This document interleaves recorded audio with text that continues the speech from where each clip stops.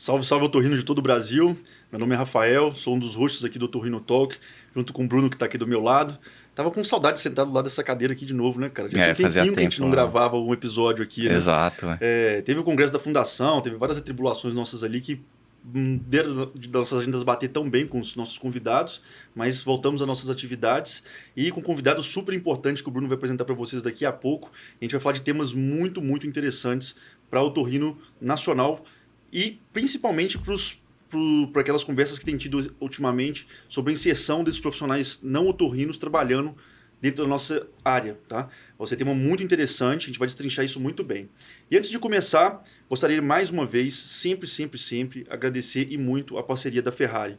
A Ferrari Medical é uma empresa de materiais cirúrgicos de excelência, contando principalmente com materiais ali das cirurgias endoscópicas nasosinusais e das cirurgias de laringe, o qual elas são a principal referência que a gente tem ali a nível nacional. Os representantes da Ferrari, tanto quanto os donos, são pessoas da nosso convívio, pessoas próximas nossas, e eu posso atestar que os materiais são de primeira e o atendimento que vocês vão receber também vai ser de primeira. E além disso, o pós-venda deles é muito bom, gente. Vocês já devem ter passado muita raiva com o material que vocês compram e depois que está na sua mão e que você pagou, nunca mais você sabe quem é o representante, você não acha empresas, você não consegue dar solução para um material seu que precisa de reparo. E da Ferrari não, o pós-venda deles é fantástico, tá bom? No canto superior aqui da tela, em algum desses lugares, vai ter um QR Code onde você vai poder ter acesso aos nossos representantes e tenho certeza que o atendimento vai ser impecável. Brunão, sem mais delongas, vamos à apresentação do nosso convidado de hoje. Então, salve a todos. Hoje a gente tem a honra de receber aqui no estúdio o Dr. Fabrício Romano. Ele é graduado pela Universidade de São Paulo em 99, foi atleta de polo aquático, handball e também participou do Show Medicina, aprovado em primeiro lugar no concurso de residência médica da Universidade de São Paulo também. Foi residente de otorrinolaringologia da USP, fez doutorado também na USP em 2005, pós-doutorado também na USP, colaborador do grupo de rinologia da instituição, foi presidente da Academia Brasileira de Rinologia de 2020 a 2021, é o atual presidente da Associação Brasileira de Otorrinolaringologia e também contribui muito com diversos artigos, 31 artigos publicados como autor e coautor, 8 capítulos publicados de livros, além de diversos resumos publicados em congressos também apresentados. Então, obrigado, doutor, por ter aceitado o nosso convite e a gente começa propondo um brinde aqui para iniciar a nossa conversa. Obrigado, é um prazer estar aqui, obrigado pelo convite. Eu até estou lisonjeado que parece que estou parecendo mais novo, né? Na verdade, eu estou formado desde 97, então tem 2 anos a mais aí. Então a gente está bom, então, a gente estou parecendo um pouquinho mais novo, né? Então exatamente. Então tá bom, mas é um prazer estar aqui e parabéns pela iniciativa, né? Eu sei que isso aqui já está fazendo um barulho na comunidade otorrinolaringológica, muita gente comentando do podcast de vocês, dos cursos de vocês, então parabéns pela iniciativa e pelo empreendedorismo. Muito legal. Obrigado. Nós que agradecemos a presença do senhor aqui hoje, Dr. Fabrício, por conta principalmente de poder trazer para mais perto dos nossos ouvintes o atual presidente da sociedade, né? Para a gente poder falar sobre temas muito interessantes que cerceiam toda a nossa comunidade ali dentro da Bolsa CF. E também para poder conhecer um pouquinho mais e tornar o presidente mais próximo da gente, né? A gente conhecer as origens do senhor, né? Saber suas principais influências, como é que foi sua formação ao longo do tempo e tendo feito toda essa parte do seu currículo, né, para poder montar a apresentação, me confessou que teve alguns pontos que eu fiquei bem surpreso, que eu gostaria de perguntar depois para o senhor. E, sem mais delongas, como que foi ali a sua vida ali no começo? Onde que o senhor nasceu, viveu ali? O que te levou à escolha da medicina? Bom, a primeira coisa é parar de me chamar de senhor, né? Desculpa, é um cacuete que a gente está tentando, mas às vezes sai espontaneamente. Bom, eu sou de São Paulo mesmo, né? Nasci em São Paulo, num bairro aqui da Zona Sul de São Paulo, que chama Santo Amaro. Minha família é de Santo Amaro, desde quando Santo Amaro era uma cidade separada de São Paulo, né? Então eu sempre morei lá, continuo morando lá até hoje. E nunca teve nenhum médico na minha família. Eu sou o primeiro médico da família. Então, sinceramente, eu não sei de onde veio essa vontade de fazer medicina, porque não tinha nenhum exemplo dentro de casa ou por perto. Mas eu lembro que eu nunca pensei em outra coisa, assim. Então eu vejo alguns amigos falando assim, poxa, tava na dúvida, né? O que eu ia fazer da minha vida, o que eu ia ser, se eu ia ser engenheiro, se eu ia ser advogado. Pessoas que fizeram uma faculdade, depois terminaram e fizeram outra. E eu acho engraçado porque eu nunca tive essa dúvida. né? Para mim sempre foi muito claro. Eu lembro de bem de pequeno, o que você vai ser? Médico, ponto. Não era nenhuma questão, assim, né? Mas não sei de onde veio, que eu sou o único da família.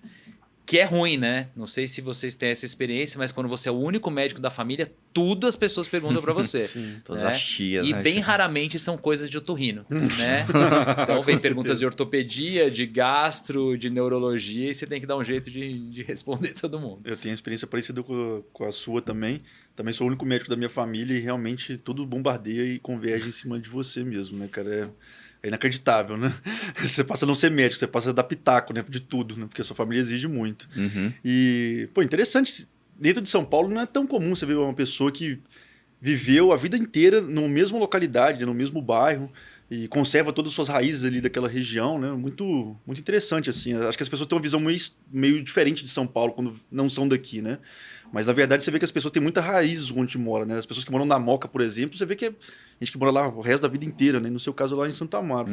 E como que foi esse processo ali de passar na USP, né? Que, poxa, pra não ter nenhum médico na família e ter entrado ali na Universidade de São Paulo, realmente deve ter sido um baita desafio, né? Foi até um pouco... A gente tem que acreditar um pouco em destino também, né? Porque eu estudava numa escola ali em Santo Amaro, que era uma escola boa, mas assim... longe de ser uma escola famosa, longe de ser um Bandeirantes, um Vértice, alguma coisa assim. Né? Uma escola de bairro, né? Simples. E eu entrei direto do terceiro colegial. Assim, sinceramente, eu não esperava que isso fosse acontecer. Né? E eu acredito firmemente que era destino, porque eu lembro que a FUVEST tinha, sei lá, 10 livros, né, que você precisava ler. E eu tinha tanta certeza que eu não ia passar que eu só li um. Né? Dos 10 livros da FUVEST, eu li um. E a prova inteira foi desse um livro. Só ele. Então, assim, foi meio... Não, eu era um bom aluno, obviamente, eu ia bem, mas as coisas deram meio que certo ali, né? E por um lado, eu acho que eu entrei muito novo na faculdade, assim, porque entrar com 17 anos na faculdade, você é muito imaturo ainda, né? E eu acho que eu demorei uns bons anos para entender o que era de verdade a medicina, né? Então, acho que você cai na faculdade, é aquela coisa atlética, né? Atlética e vai jogar Atlética Intermédia, né, competição de calouro, e é rixa com o Paulista, com Santa Casa, e é Show Medicina, que é o grupo de teatro que lá tem na faculdade. Sim. Eu acho que lá pelo 4º, 5º ano que eu falei, opa, peraí, mas eu tô aqui para ser médico, peraí. Preciso pensar o que eu vou fazer. Preciso começar a não só estudar para passar na prova, mas para realmente saber tratar os pacientes. Né? Nossa, legal. Então, eu, por exemplo, meu filho... ele está numa escola que tem um ano a mais, né? Então é uma escola que eles terminam com 18 o terceiro colegial. E é uma escola que é zero voltada para vestibular. Então, assim, é uma escola super legal, mas que o foco não é o vestibular. Então, muito provavelmente, ele ainda vai precisar de mais, pelo menos um ano de cursinho para fazer uma faculdade. E eu acho isso bom, na verdade. Entrar um pouco mais tarde, sabe? Porque a minha experiência de entrar cedo... é legal por um lado, mas eu acho que você é muito imaturo. Então, eu acho até que é legal, de repente, você poder fazer as coisas com mais calma e realmente ir para a faculdade a hora que você está com a cabeça mais eu também entrei com 17 anos, penso da mesma forma, assim, também. Você entra... cabeça muda muito durante a faculdade, assim, muito radical. Sim, e às vezes você não tem o suporte, nem tanto de familiar, por exemplo, no seu caso, né? Suporte familiar para entender o que é uma faculdade de medicina, você não tinha. Absolutamente não tinha, porque você não tinha nenhum familiar médico, né? No caso do Bruno, ele tem pelo menos o pai, que também se formou na universidade, na UFRJ, se eu não me engano, né? Então já tinha alguma experiência para poder passar. E com 17 anos, numa universidade daquele tamanho, realmente é um mundo bem à parte. E diga-se de passagem, assim, para quem não conhece instituições que levam muito a sério esporte, né? Quando você entra numa atlética, o negócio ferve mesmo.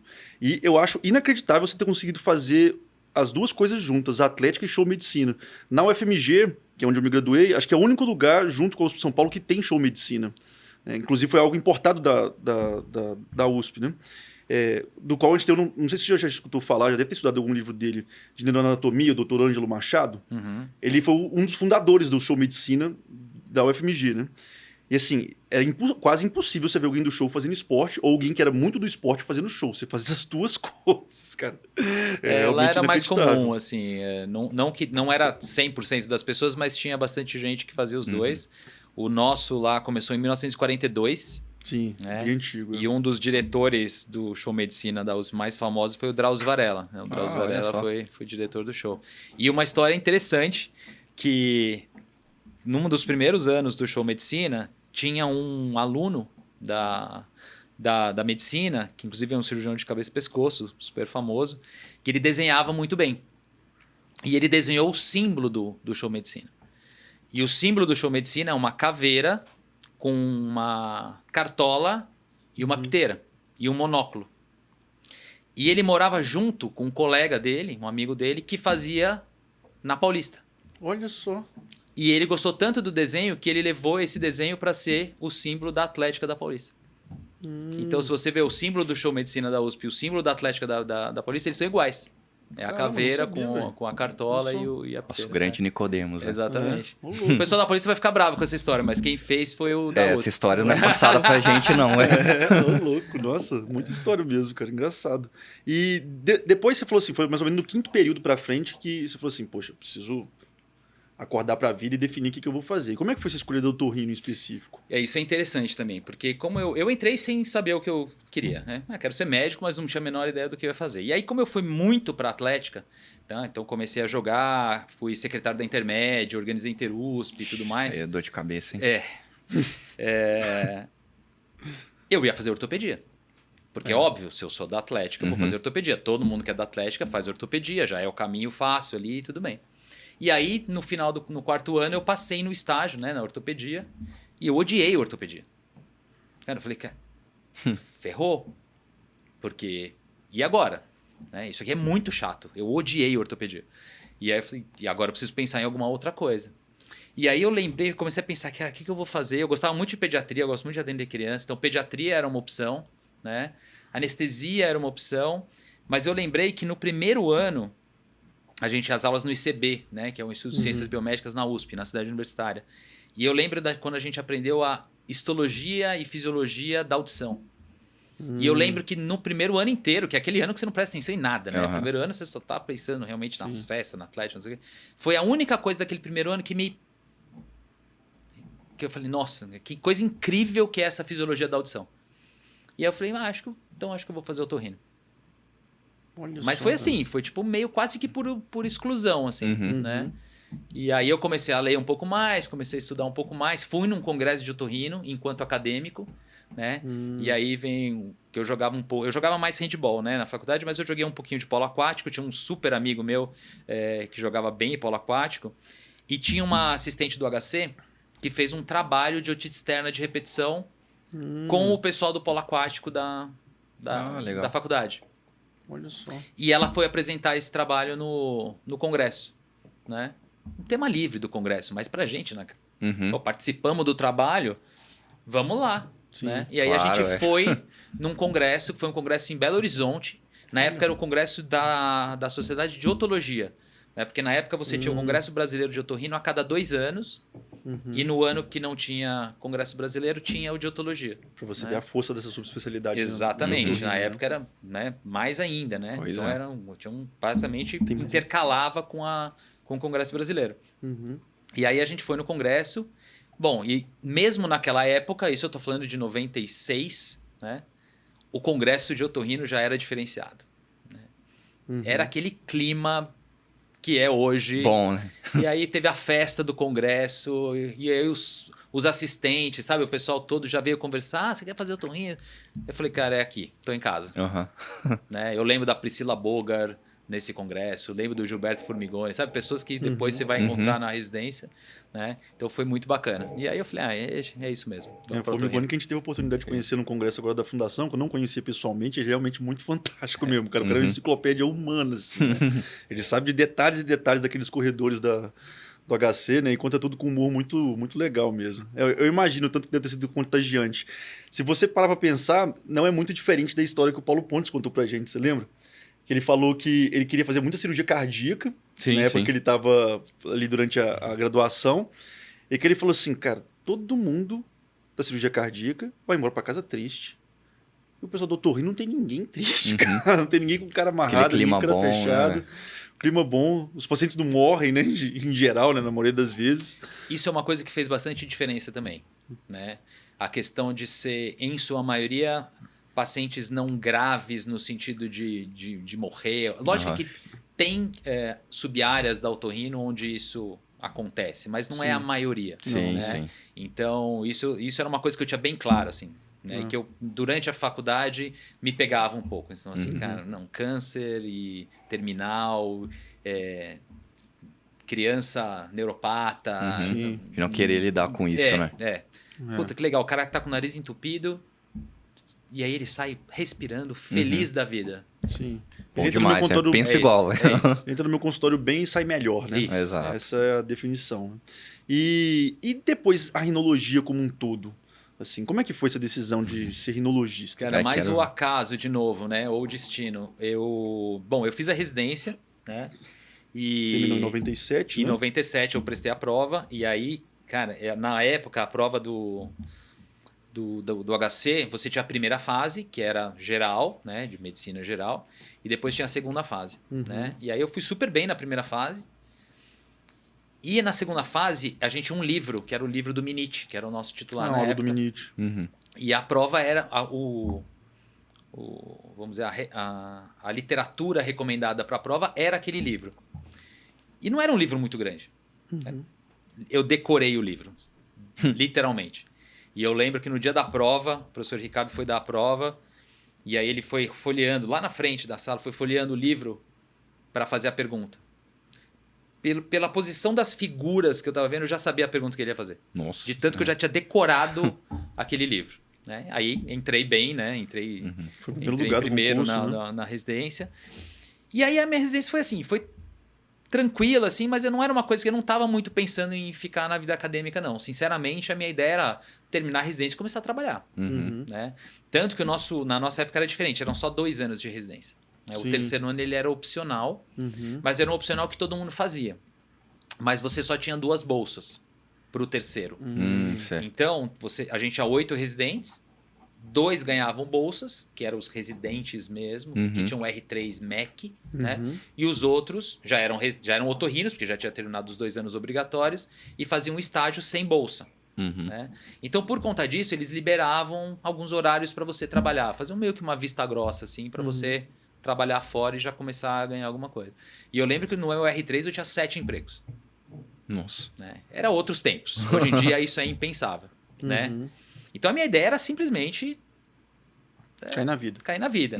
E o que eu mais gostava era a voz, na verdade. Porque eu sempre toquei também, né? Eu tenho banda, eu toco e tudo mais. Ah, sério? Ah, legal. Então, a parte de voz pra mim sempre foi o mais legal. Então eu lembro que o que eu mais gostava era prega vocal, voz e tudo mais. Só que aí, quando eu tava pra acabar o R3, o Richard veio falar comigo. Né? O Richard Vogels. E ele falou, olha, você foi um residente super legal, super bom, você gosta de nariz, você opera bem nariz, você não quer ficar no grupo?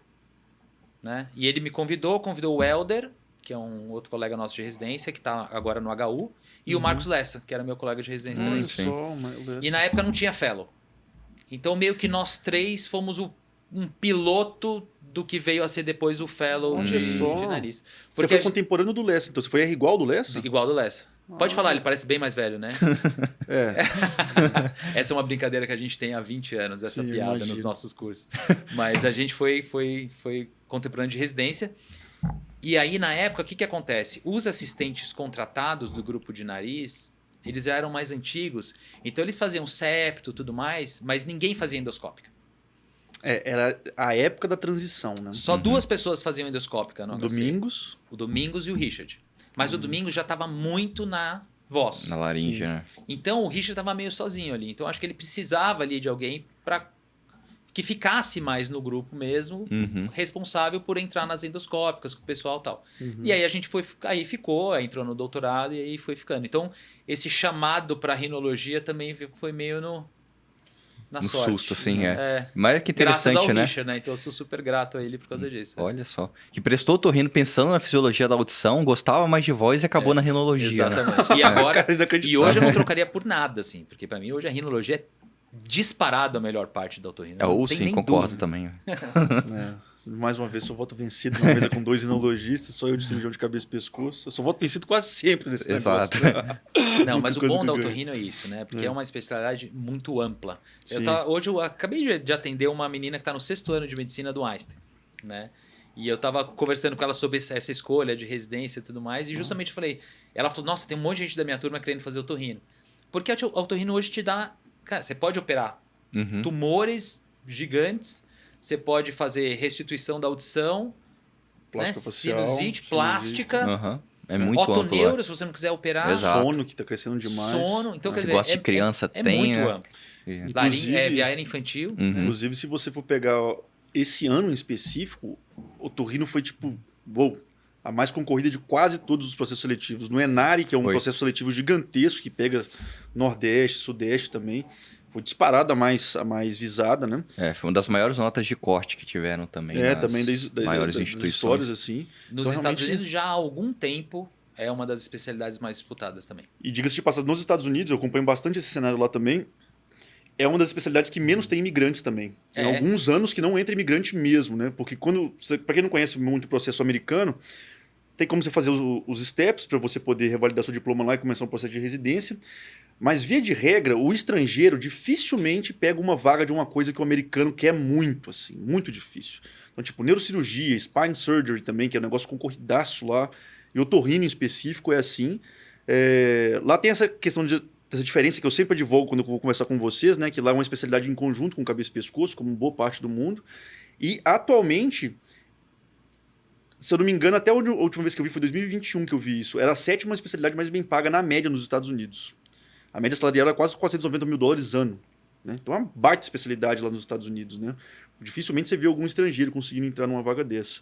Mas você sabe que, só mudando de assunto um pouco, mas pegando esse gancho da cabeça e pescoço, eu acho que hoje a gente está caminhando para um processo de unificação. Nossa, meu coração Ele é tá até muito quente. precoce, ele é muito inicial, mas tem alguns movimentos acontecendo que eu acho que isso pode vir a... Né? Uhum. Por exemplo, a nossa revista, o Brazilian Journal, a partir desse ano, é a revista oficial da Sociedade Brasileira de Cabeça e Pescoço. Eles não legal, têm mais né? a revista deles. Uhum. Então agora todos os artigos da Cabeça e Pescoço vão para o Brazilian Journal. Então isso já é uma coisa. Existe já uma parceria entre as sociedades. Então os cirurgiões de cabeça e pescoço hoje, eles podem ser associados adjuntos da BOL. Né, para participar dos congressos e tudo mais. Né?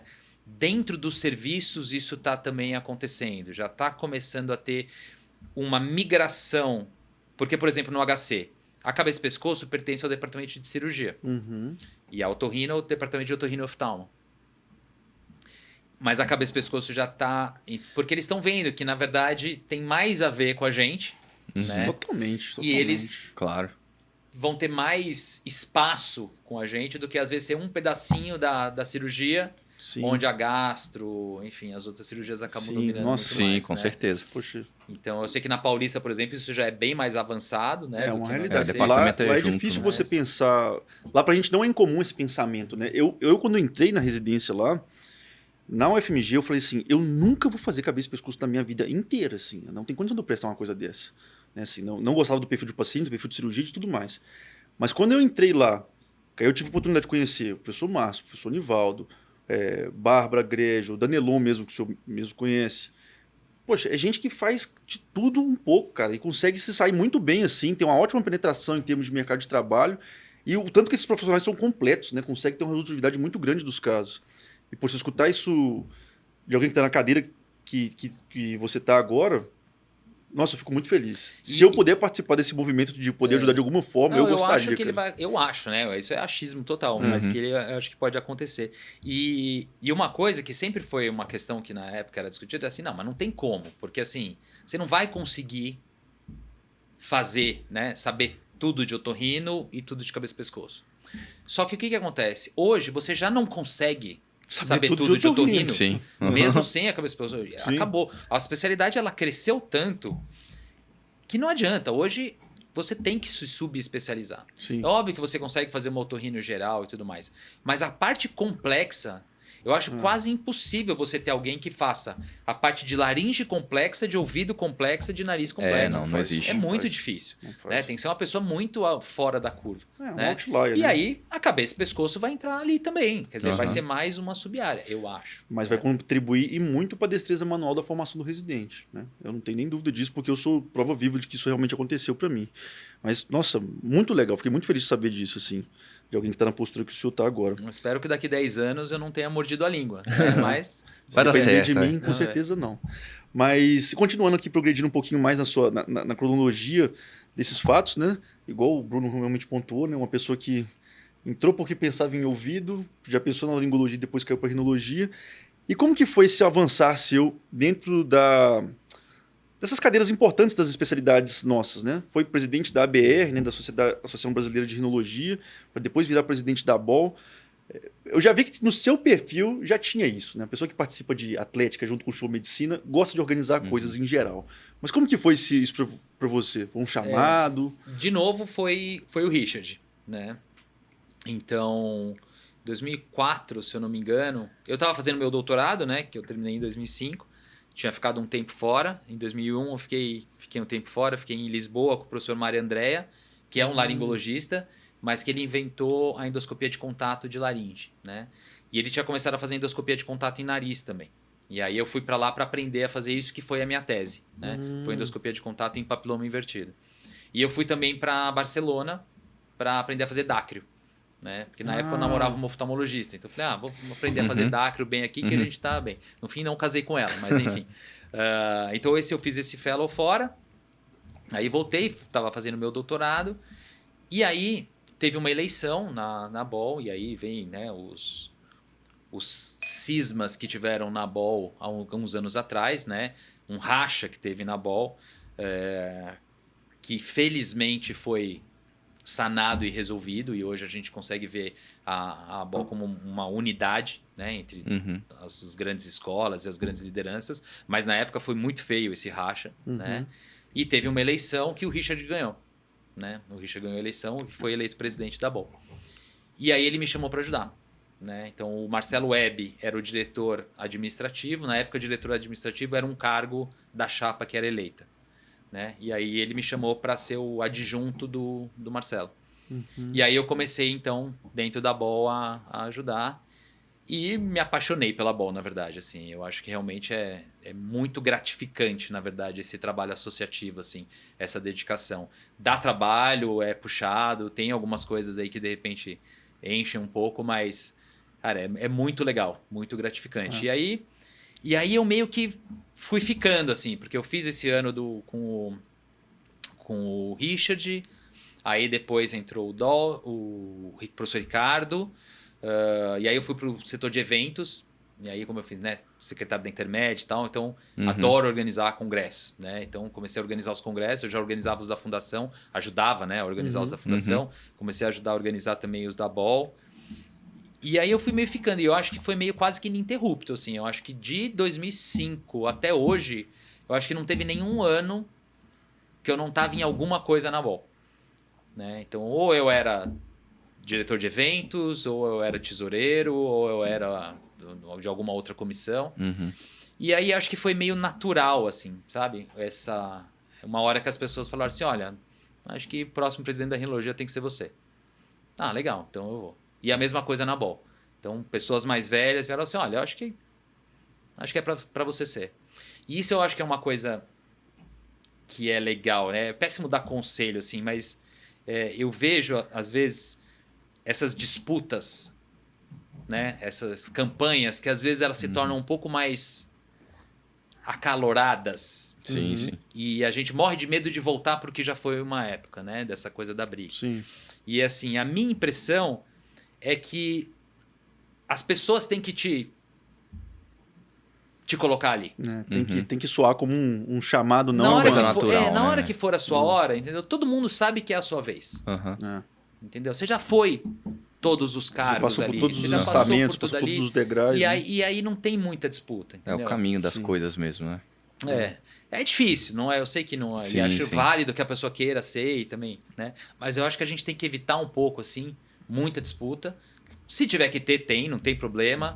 Mas tomar o cuidado para não passar do ponto. Que seja dentro do regulamento das 4 linhas, entendeu? E não ficar falando muito mal do outro, entendeu? Tipo, não, eu quero fazer isso porque eu fiz isso, minha característica é essa, não ligar muito para quem tá do...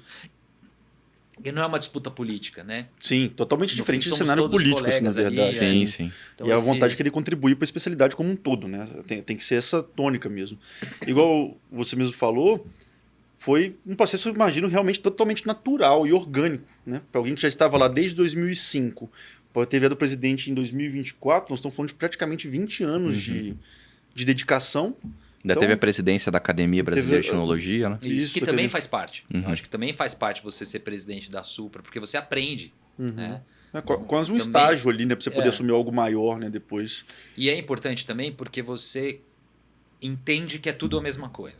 Então esse é um grande problema também. Às vezes existe uma, né, sei lá, a academia versus a BOL. Uhum. Né? Ah, isso aqui é da academia ou isso aqui é da BOL? Não, É tudo a mesma coisa. é tudo a mesma coisa. Sim, entendeu? As sim. pessoas são as mesmas, entendeu? Não tem ninguém da BOL que não seja de alguma academia também. Né? Então, a hora que você participa dos dois, você entende isso.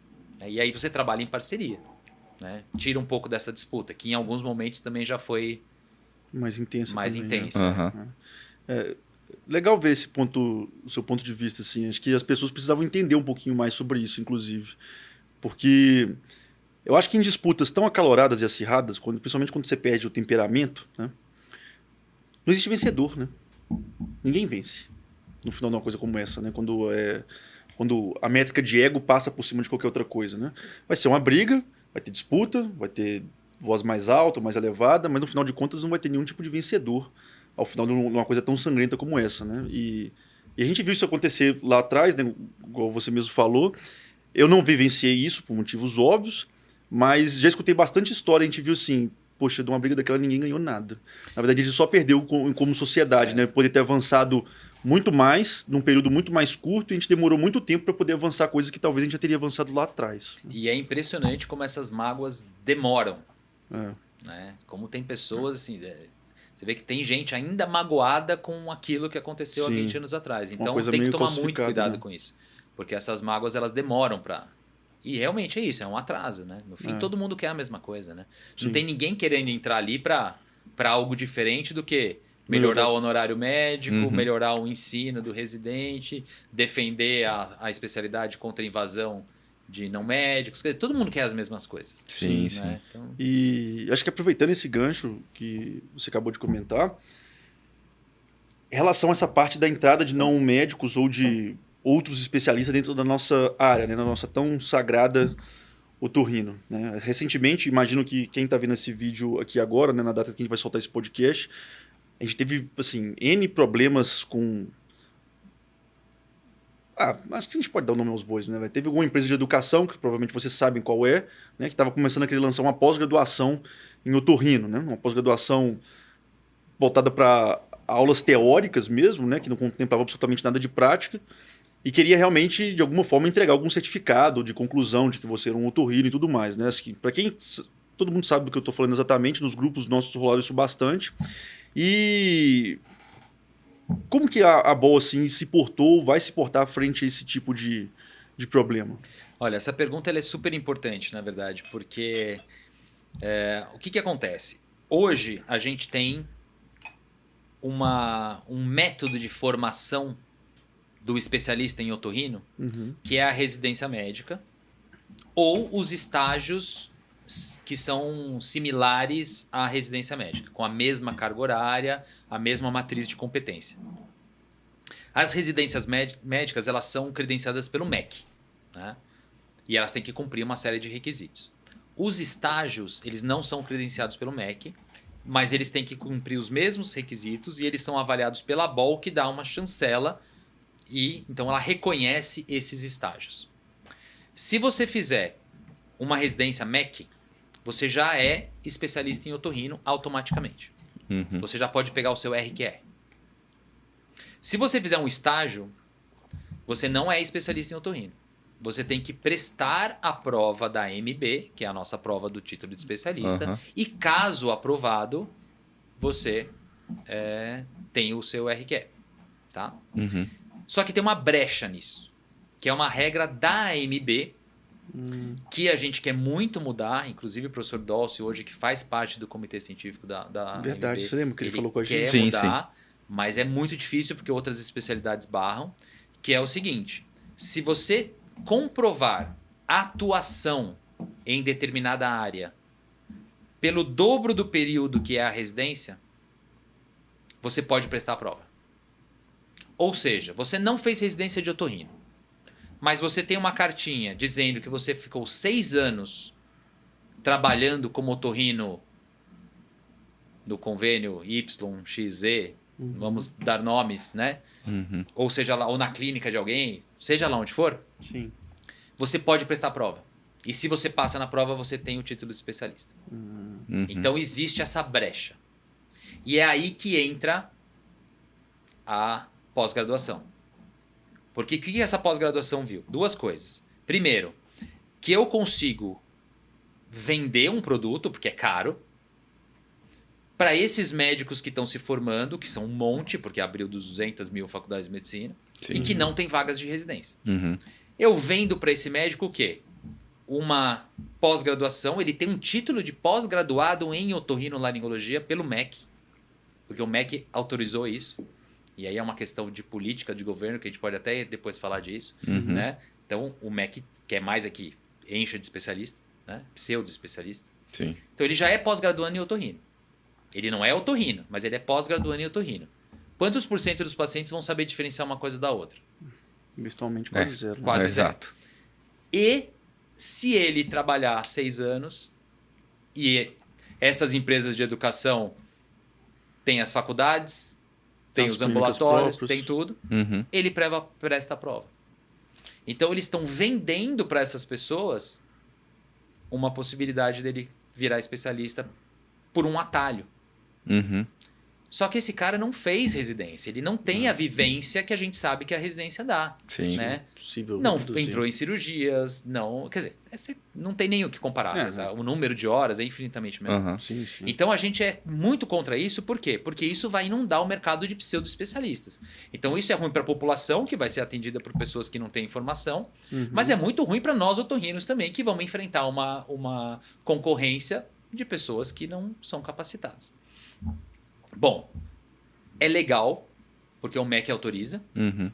É legal porque a AMB tem essa regra. Né? O que a gente vai fazer? Né? E a gente teve muita discussão dentro da BOL, porque muita gente falava assim, a gente não tem o que fazer. E eu era contra, falei assim, a gente tem que fazer. Né? Então, o que eu posso fazer? A associação, né, é um grupo de pessoas. Nós não somos obrigados a aceitar ninguém na associação. Então, eu não sei se vocês receberam isso, mas nós vamos ter algumas mudanças estatutárias que vão ser votadas na Assembleia do Congresso agora em Florianópolis. Então é importante que todo mundo que se interessa pelo assunto esteja na Assembleia para votar. E só um resumo. Se você for envolvido com uma pós-graduação dessas, excluído da BOL. Primeira coisa, você não vai mais ser sócio da BOL. Interessante. Segunda coisa, não pode dar aula no Congresso. Terceira coisa, se você tiver alguma residência ou estágio, esse estágio excluído da BOL também. Porque assim, a gente não pode fazer nada contra a pessoa. Mas aqui não vai ficar. Uhum. Entendeu? Nós também não vamos dar espaço Sim, sim. para essa pessoa que está fazendo coisas que nós enxergamos como contra a especialidade. Né? E isso já deu resultado, mesmo antes de estar aprovado. Né? Então, pessoas que estavam envolvidas com essa prova já estão pensando, opa, peraí. Uhum.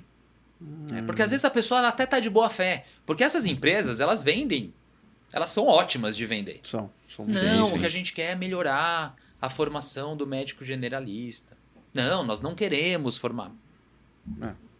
Né? Uhum. Então Tá já bom. está dando resultado. Mas é importante que a gente consiga aprovar isso na Assembleia. Assembleia. Né? Que é isso. Eu posso. A BOL escolhe quem ela quer para dar aula. Sim. Se nós não queremos que as pessoas dêem aula, não vai dar aula. Claro, é. Do mesmo jeito que isso não foi nem do meu ano, isso já vem mais antigo. Mas tem uma regra que você só pode dar aula no congresso da BOL se você for especialista. Ah, é. Com o título, né? Não necessariamente de otorrino. Eu posso chamar um pneumo para dar aula, Sim. mas ele tem que ser especialista. Sim, Ele sim. tem que ter um título de especialista. Legal isso ser de comum acordo, talvez, entre as associações médicas de várias especialidades, né? E o trabalho que a gente está fazendo junto da MB é tentar convencer todas as especialidades médicas da importância disso, né? E conseguir aprovar e tirar essa regra da MB. Porque a hora que você tirar essa regra, metade do apelo que tinha nessa pós-graduação já caiu. Já dificulta muito Já o processo. dificulta né? muito. Porque o cara fala assim, pô, vou fazer, mas eu nunca vou ser especialista. Porque tem muitos títulos que são de reconhecimento da própria MB, né? Na verdade. De várias especialidades, inclusive, né? A que eu conheço que eu pelo menos conheço mais de perto, é de medicina intensiva, né? Medicina intensiva, antes de virar programa de residência, né? A MB emitia títulos para quem comprovasse que trabalhou tanto tempo, né? Igual você mesmo falou. Sempre é né? a MB. Sempre né? é a MB, Tanto né? o título de especialista quanto as áreas de atuação. Uhum. Né? E você falou que o professor Dolce está tentando bater de frente assim com isso, né? Para poder fazer essas mudanças. Então, na sua leitura, vamos fazer de forma prática e bem pragmática.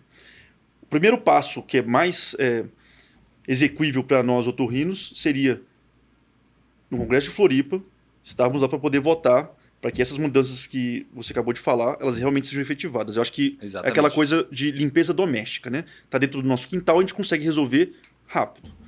A outra coisa que é super importante é o peer pressure. Né? Então a gente já teve um caso, por exemplo, de colegas assim, super queridos e respeitados, que a gente conhece há 1000 anos, que entraram numa dessas ingenuamente. Né? E aí a gente falou, olha, isso não é legal. Só que aí 50 pessoas falaram, olha, isso aqui não é legal, você está queimando seu filme, sai disso aqui. E a pessoa saiu. Uhum. Então assim, isso também é importante. Essa questão da... Ninguém quer ser mal visto pelos colegas. Definitivamente. Claro, né? Né? com Lógico, ninguém certeza. precisa ser ameaçado né, disso, mas se a comunidade otorrinolaringológica deixar claro que ela é contra isso e que quem fizer está prestando um desserviço, já inibe muita gente. Quem é de boa fé já vai inibir. Com certeza. né? Mas vão ter alguns que, infelizmente, vão fazer. escapar E aí por a gente vai problemas. ter que ver via MB, via CFM, de evitar. Mas se a gente conseguir, pelo menos que as pessoas boas, Uhum. as pessoas, os professores de verdade, as pessoas que têm currículo, já não embarcarem nessa, eu acho que já é um... Não, um grande E primeiro ganho, passo, né? né? Com certeza. E como que é a sua percepção, né, olhando da visão de quem está à frente da sociedade, sobre como que está essa questão na AMB atualmente? Você acha que é um negócio que está engatinhando? Você acha que é um negócio que já está sendo mais ventilado? Você acha que existe alguma perspectiva de que isso realmente vai acontecer? Não, acho que sim. Acho que sim. Acho que já tem até uma maioria, né? Mas é que tem uma resistência de algumas especialidades. Uhum. E aí é a questão política aí, né? E aí eu não sei te falar exatamente como andam os bastidores políticos ali. Mas eu acho que é uma ideia é conseguir. A gente está confiante que isso vai acontecer. Porque as outras especialidades estão percebendo o risco. Uhum. Né? Endoscopia, por exemplo, é uma. Que hoje você faz uma pós-graduação em endoscopia e sai por aí fazendo exame. Ultrassom para os radiologistas, né? É bastante também ventilado. Né? Dermato. Dermato também. Dermato, acho que isso é muito forte essa discussão, né? Nossa, fortíssimo, né, cara? Tem pós-graduação de dermato em qualquer esquina que você imaginar. Acho que é uma discussão que abrange várias especialidades, né? Não só a nossa. E a gente tem que valorizar a residência, né? A gente tem que mostrar que o jeito de você virar um especialista é fazendo residência. Uhum. Né? Sim, disparado, né, cara? Tipo assim, N problemas que você poderia apontar para o modelo de residência médica atual, ainda assim não tem nada que te expõe a um aprendizado tão rápido quanto a própria residência. Né? Às vezes você pode pensar, tem gente que vai reclamar que é puxado. Cara, puxado para mim é você ficar 7 anos, 8 anos para poder aprender alguma coisa. Se eu puder aprender a mesma coisa que eu aprendi em 8 anos, aprender em 2, 3... é infinitamente melhor, né? Pelo menos do meu ponto de vista, né? Você vai se sacrificar. 3 já tá pouco, né? E 3 já tá pouco, Por né? tanto que a Passagem. nossa especialidade cresceu, hoje 3 já tá pouco. Então hoje, é o que eu falei, assim, 3 anos é para você sair um otorrino geral, né? Se você for fazer qualquer coisa mais complexa, você vai precisar fazer um fellow. Sim. Não tem como, Sim. né? E uma das coisas que eu sempre advogo em relação a essa união junto com a cabeça e pescoço, eu não sei se você vai concordar com minha posição, até seria legal a gente trazer em discussão isso.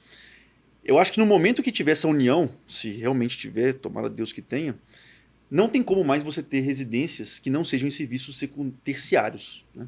Porque você vai depender de um serviço de oncologia. Então, assim, vaga de residência médica de otorrino em clínica privada, que tudo bem, pode acabar acontecendo, mas a tendência delas é de sumirem se a gente tiver união com cabeça e pescoço, né? Então, e esse é um dos grandes empecilhos, na verdade. Eu imagino que seja Porque mesmo. hoje a gente não tem... você tem uma demanda muito alta de pessoas querendo fazer otorrino, né? E você... Então, o grande problema é você não vai conseguir incluir isso obrigatoriamente se você não tiver como atender essa demanda. Né? Porque é isso, existe hoje uma política governamental pró-especialidade, né? que é o mais especialistas. Né? Então a ideia já teve o mais médicos, hoje é o mais especialistas. Então, quer dizer, agora a ideia é facilitar. A impressão e que vão dá abrir residência médica em qualquer lugar. A com impressão condição que dá ou sem. que é um contínuo do mesmo processo, né? Sem dúvida. Foi um processo que iniciou com médicos em geral e agora é só a segunda etapa do mesmo processo, que é tipo mais especialidades, né? Não é uma coisa nova, né? É só o repeteco do que já estava acontecendo lá atrás e vai bater na porta de todo mundo. Nossa, muito... Assim, são coisas que, sinceramente, eu não sabia. Cara. Claro, não sei se você tirar do seu conhecimento assim. Né? Não. A gente realmente não fica a par dessas coisas assim mais profundas da discussão. É importante a gente falar, porque as pessoas às vezes não sabem, é que uma das coisas que que a ABOL mais é cobrada é em relação ao honorário médico. Né? E a gente entende isso, porque isso talvez seja a grande angústia de todo mundo, né? Principalmente quem trabalha com operadora de saúde, com convênio, é o honorário médico. A ABOL não pode negociar honorário. Não pode. A gente tentou fazer isso há uns anos atrás com a Sul América. Eu não lembro exatamente o que a Sul América fez, mas sei que a ABOL entrou ali com uma ação contra, né, porque eles estavam empacotando, não sei o quê. Não só a ABOL perdeu a ação, como o argumento da Sul América é que a ABOL não tem o direito de negociar o honorário. Porque o honorário ele é entre duas partes. É entre o credenciado e a operadora. E a ABOL não tem uma procuração de todos os associados dando poder para ela negociar. Então não só a gente perdeu, como a gente teve que pagar mais de R$200 mil de multa. Nossa. Por conta dessa ação. Então assim, por mais que a gente queira fazer isso, a gente não consegue negociar honorário diretamente. Né? Então essa é uma coisa que infelizmente a ABOL não pode fazer. Mas o que a gente consegue fazer é, né, discutir, tentar melhorar a tabela, esse tipo de coisa. Mas o honorário específico a ABOL não pode interferir. E a gente está com um problema muito sério atualmente, muito sério, que também é importante a gente falar, que é o seguinte: a gente foi conversar com o Unimed, né, a gente foi conversar com algumas outras operadoras de saúde que estavam propondo pacotão da Unimed, não sei se vocês ouviram falar disso, enfim. E assim, foi chocante, né? Porque eles vieram assim, mas olha o que vocês fazem. E aí eles mostraram listas e listas de cirurgias com 15 códigos, 20 códigos, né? R$50 mil de OPME para uma cirurgia de septo. E aí eles falam assim, como é que vocês querem que a gente negocie com vocês se vocês estão fazendo isso aqui? E a gente ficou assim, sem ação. Você não consegue nem responder. Sem ação. Isso, né? Não tem argumento para... Então você vai ver, uma criança que vai operar uma amígdala adenoide, sem exagero, 15 códigos. Eu não consigo nem... Você consegue pensar em 15 códigos? Pois é. Então, se a gente não tomar esse cuidado também, e a gente já tudo bem, o convênio paga pouco, então eu vou fraudar o convênio. Aí o convênio paga menos ainda porque eu estou fraudando, eu vou fraudar mais. Não tem fim. Não tem fim, eles vão ganhar. Você pode ter certeza. Exatamente. Porque ele tem um aparato muito maior bola de neve, né? A gente está querendo fazer um projeto que espero que ele consiga funcionar, que é a gente definir de alguma maneira o certo, né? O correto, né? O que são os códigos que fazem sentido? O que é o OPME que realmente precisa? Pô, se um microdebridador para fazer uma endonasal, precisa. Né? Não tem conversa. Agora, eventualmente, o kit, sei lá o que, não precisa. Né? E aí, só que acontece? A gente quer negociar com os convênios e falar, olha, quem seguir isso aqui tem que ter alguma vantagem. Tem que beneficiar e bonificar, a boa ação. Ou vai pagar certo, mais, né? ou vai pagar antes, ou vai liberar a cirurgia mais cedo. Tem que ter alguma vantagem. Então, assim, a gente quer... Você tem que mostrar o caminho certo e mostrar que a pessoa vai ter benefícios em seguir o caminho certo, né? Porque, não o caminho errado. E o que acontece? É uma minoria, obviamente. A maioria dos otorrinos faz tudo certo. Mas a gente tem uma minoria que está fazendo isso. E só que tá queimando o filme da especialidade inteira. Do mesmo jeito que ortopedia já se queimou anos atrás. Sim, sim. Ortopedia, neurocirurgia, acho que tem muito disso, né? Nós somos os próximos. Da fila, né? E estamos sendo assediados pelas empresas. Não sei se vocês já receberam isso no consultório de vocês ou não, Sim. mas as empresas estão indo falando, olha, prescreve aqui, Pede tal kit, né? Pede o kit aqui, que, né? Ele te manda um relatório assim, quais OPMIs que você consegue pedir para tais códigos, né? E já vem... Exatamente. Então, isso é um caminho muito perigoso. Né? Com Porque certeza. você entra e aí o que acontece? Aí você não vai conseguir aprovar mais nada. Sim, Né? E aí quando você precisar, não vai ter. sim, com certeza. Porque já ficou queimado, né? Isso é bem legal, isso que você acabou de falar, que eu acho que a grande saída é essa, de conscientizar as pessoas em relação a isso e oferecer um caminho para elas que seja vantajoso de fato. Geralmente vantajoso de fato é quanto mais dinheiro vai sobrar no meu bolso no final dessa operação toda, né?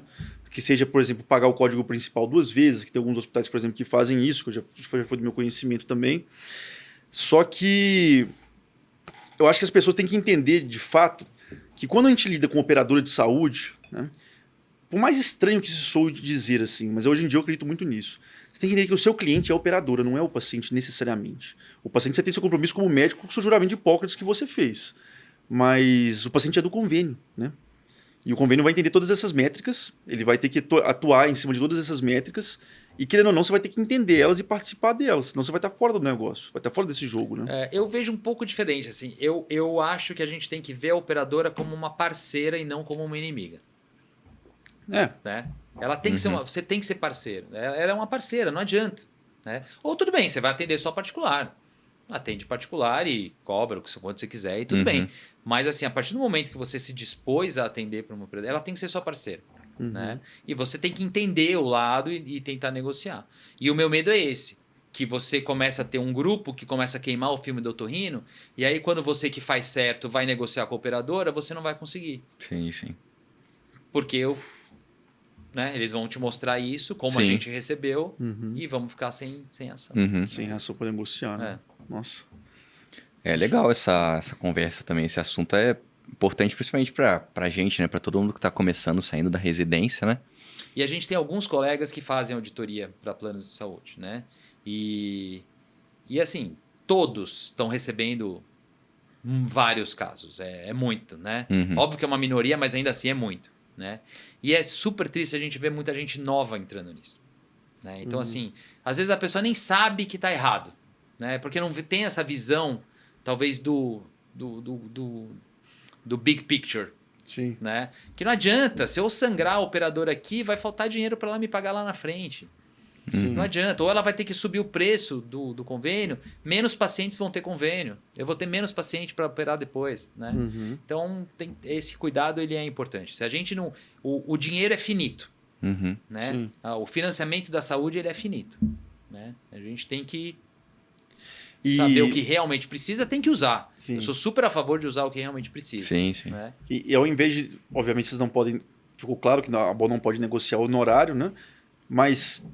Qual a atitude que a ABOL está tomando em relação a isso? Então, vocês estão começando a se aproximar para poder conversar com eles, discutir de forma mais séria? O que a gente quer é isso, é tentar chegar num acordo onde a gente faz quase como um manual de boas práticas, que vai ser dinâmico, porque hoje pode ser que, sei lá, o Coblation não tenha indicação para amígdala, pode ser que amanhã tenha.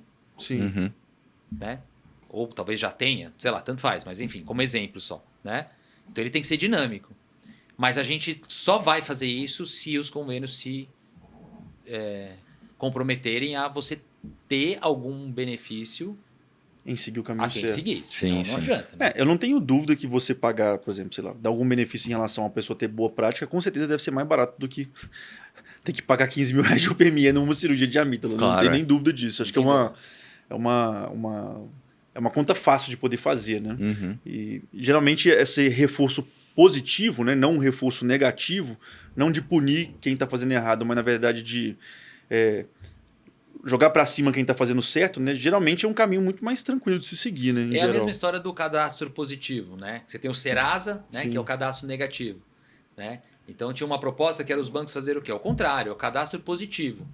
Então, em vez de eu jogar os juros lá em cima, porque eu tenho um monte de inadimplente, quem for bom pagador tem os juros mais baixos. Uhum. É isso, é você premiar a boa prática. Né? Nossa. Que não é a nossa filosofia habitual. É, no Brasil, sim, exatamente. né? Não é o modus operandi normal. Né? Mas é uma tentativa de mudar.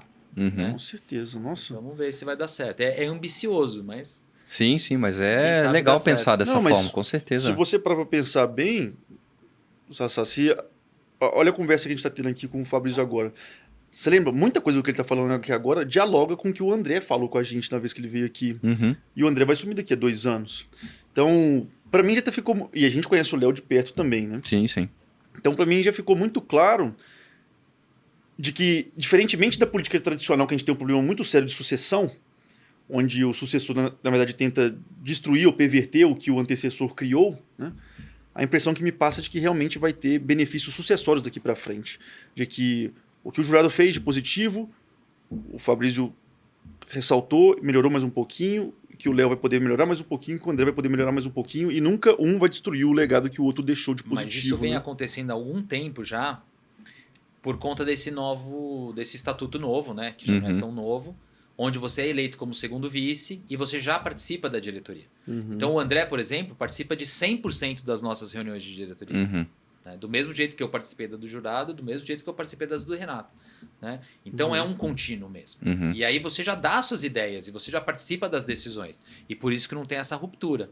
E isso, na verdade, foi um lance genial, né?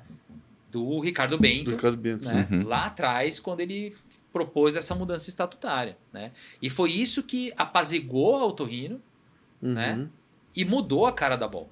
Totalmente. Então, assim, se tem um legado, dos milhões de legados que o Ricardo Bento tem ainda para Otorrino, mas esse eu acho que é um dos principais. Cara, e não é só uma pessoa que fala disso, né? São muitas pessoas que a gente trouxe aqui e falam exatamente a mesma coisa. Felipe falou disso, você está falando disso aqui agora. N pessoas que passaram pela BOL realmente falam disso. E, poxa, a gente hoje em dia tem essas atividades junto com a fundação, igual a gente tem hoje, porque um dia o professor Ricardo sentou aqui, viu a gente querendo fazer um negócio realmente sério e falou assim, cara, pode vir com a gente. Se vocês querem fazer coisa séria, venham com a gente. Né? E, poxa, ele é muito empreendedor, né? Muito. Ele é muito empreendedor. Muito. Nossa. Não só dentro da medicina, né? Tudo, cara. Bom, tudo. a própria fundação é um exemplo disso, né? Puto empreendimento de muito sucesso, assim, né, cara? E parece que é aquele cara que, onde encosta a mão, o negócio dá certo, né? Inacreditável, assim, né? Inacreditável. Mais uma vez, a gente falando dele sem ser um episódio dele, né? Sim. Você vê como é que o cara reverbera pra muito além, né?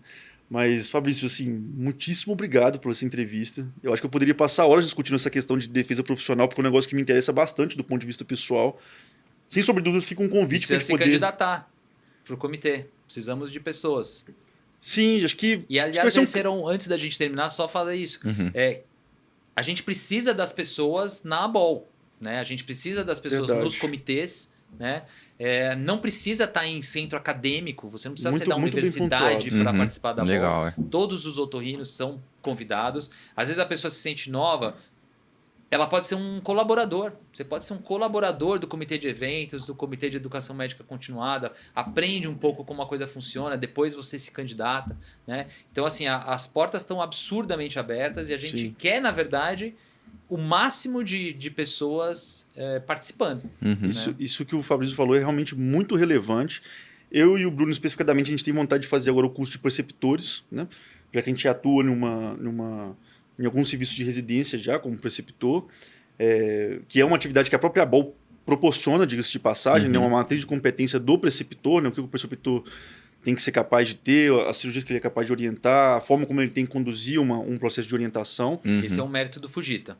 Né? O Fujita brigou muito por esse curso de preceptores e ele é muito importante mesmo. Legal, Sim, a gente conversou com ele justamente sobre isso e realmente uma iniciativa fantástica, né? Sim, acho que é um negócio que vai trazer cada vez mais uniformidade para o nosso processo de ensino dentro do otorrino, e a gente vai fazer isso, não tem nem dúvida disso. Começa em janeiro, diga-se de passagem, no processo de inscrição.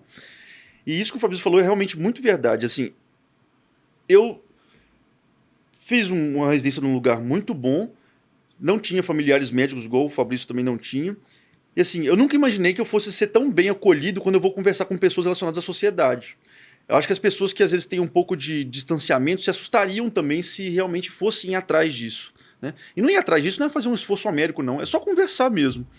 E vocês vão ver o seguinte: o que você vai aprender escutando o Fabrício, que já tem uma carreira muito sólida dentro da especialidade, cara, às vezes uma coisinha que você escutou dele assim, ou de outro professor que, enfim, que tenha durante o seu caminho, às vezes te faz você cortar um caminho tão grande, sabe? São aprendizados tão grandes com pessoas que já chegaram um pouquinho mais distante, assim, né, em termos de sucesso dentro da especialidade. E você conviver com gente assim faz toda a diferença do mundo, cara. Toda a diferença do mundo. Então é um lugar de, não só de falar de coisas associativistas, né, do ponto de vista de como que deve funcionar a sociedade, mas sempre no fundinho ali, na hora que a gente estiver tomando uma cerveja, igual a gente está fazendo aqui, vai ter uma conversa, cara, eu fiz isso daqui no consultório, isso aqui deu muito certo. Ou eu fui por esse caminho aqui, deu certo, esse caminho aqui não é legal, cara. Eu fiz isso aqui durante uns 2, 3 anos, não recomendo que você faça. E assim, você escuta isso de todos os chefes, né, que a gente tem, que são associados da BOL, né, cara? Então é um lugar de aprendizado, assim, infinito, cara. Infinito, infinito mesmo. Tanto do ponto de vista teórico, porque tem coisa teórica muito boa sendo produzida, e do ponto de vista prático para sua vida no seu consultório, né? E para poder levar a nossa especialidade como um todo, tá? Então, assim, o convite que o Fabrício fez a vocês, eu reitero, vale muito a pena participar das questões associativistas da nossa sociedade, tá? Então, realmente fica esse recado para vocês, vale muito a pena mesmo. E, mais uma vez, muitíssimo obrigado. Acho que foi muito proveitosa a conversa. Eu, particularmente, aprendi muito. Eu também. Aprendi muito. Dilemas, acho que todo assim, mundo que ouvir vai aprender muito também com isso. Dilemas que eu não sabia que estavam em pauta, né? Nem sabia como é que estavam sendo a condução deles. A impressão que me passa quando eu tenho uma conversa dessa com o presidente atual é transparência. Claro. Né? Acho que não fica nenhum outro recado além de transparência pra gente, né? Então, assim, espero que vocês sintam isso também na nossa sociedade, com a sociedade hoje em dia cada vez mais transparente, né? Em que a gente pode sentar com o presidente e tomar uma cerveja com ele e conversar de temas como esse. Tá certo? Isso aí. Quando que vai sair? Eu não sei se esse episódio vai sair a tempo, mas espero que encontrar todos em Florianópolis, no nosso congresso. Opa, a gente dá um gás aí. Não, vai com certeza. Aqui demora 10 dias para poder liberar o episódio. Com certeza aqui. Vai ser um congresso Estaremos lá. maravilhoso. Não só da parte científica, que está absurda, muito boa, recheada aí de convidados internacionais, convidados nacionais. A gente vai ter um curso de dissecção com o Richard Harvey, que é o papa aí da cirurgia endoscópica, na quarta-feira. Eu acho que ainda tem vaga. Tem o curso de plástica também, prático. E, óbvio que ninguém gosta disso, mas a festa... A gente tá falando aqui de alguém que realmente gosta de organizar a festa, hein, gente? Num beach club que chama P12, em Florianópolis, na Feira da Esse é bravo, hein, velho? Não só a comida, a bebida, mas o Samuel Rosa do Skank vai tocar. Então, assim... Caramba! Vale a pena, pessoal. Eu já fui na P12 uma vez, pra quem nunca foi, eu garanto, cara. É uma experiência bem única. Assim, e a gente vai pegar o pôr do sol ao final do dia, então vai ser bem bacana. Então o negócio vai ser bom, hein? Congressão é nóis, hein? É isso aí. Menos de 2 semanas. 3 semanas, né? 3? 3 semanas. 3 semanas vão poder rolar agora. Então vamos com tudo. E a estrada tá boa. Quem não comprou passagem dá pra ir de carro, de São Paulo, do Rio. Passagem de avião tá barata ainda também. Então não tem desculpa. Então, fechado. Pessoal, esse foi mais um episódio do Dr. Rino Talk. Espero que vocês tenham gostado tanto quanto eu gostei desse episódio. Eu também. E o Bruno também, né? E o Fabrício, tenho certeza também que gostou dessa participação aqui, que foi muito agradável. Espero que vocês tenham gostado. Compartilhem nas suas redes sociais, né? Para passar essa mensagem para as próximas gerações de otorrinos aí. E um forte abraço e até a próxima. Valeu. Valeu.